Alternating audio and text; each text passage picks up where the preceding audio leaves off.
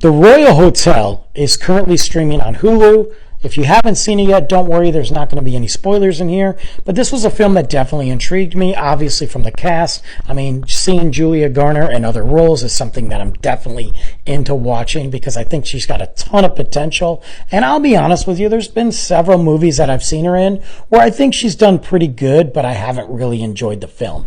So this one was one that I really wanted to get behind.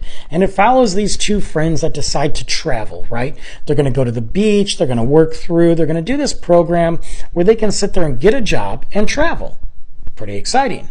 Get to see some exotic places, get to go to some places that you've never been before, and ultimately they have a destination. But before they get there, they're going to stop at the Royal Hotel out in the middle of nowhere in Australia. Paint that picture.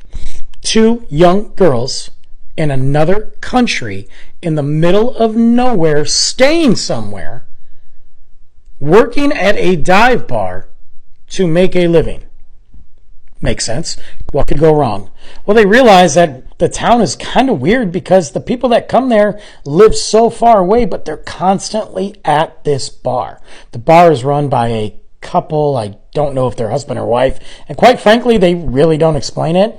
And the man is a raging alcoholic and kind of a jerk, but yet in the same sense, he's very protective of what he has. The wife is pretty much telling these girls like, look, this is tough here, so you're not going to make it. And then they start to develop this kind of relationship with some of the regulars, and things start to go wrong. And ultimately what happens is they get put in a position where they could be unalived or SA'd, and you have some creepy stalkers.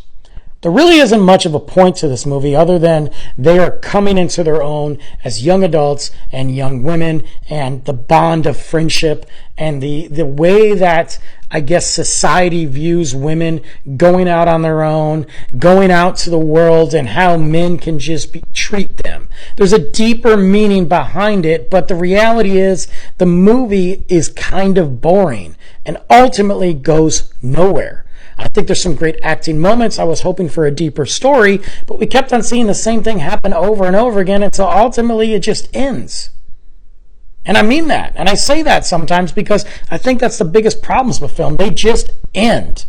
They don't lead up to something. It's just turn the page and there isn't another page. Sometimes that works out, but all too often you feel like, why did I bother? Why did I watch this movie? So I think it's good in the sense that you get some great acting, but I don't think it's a good story by any means.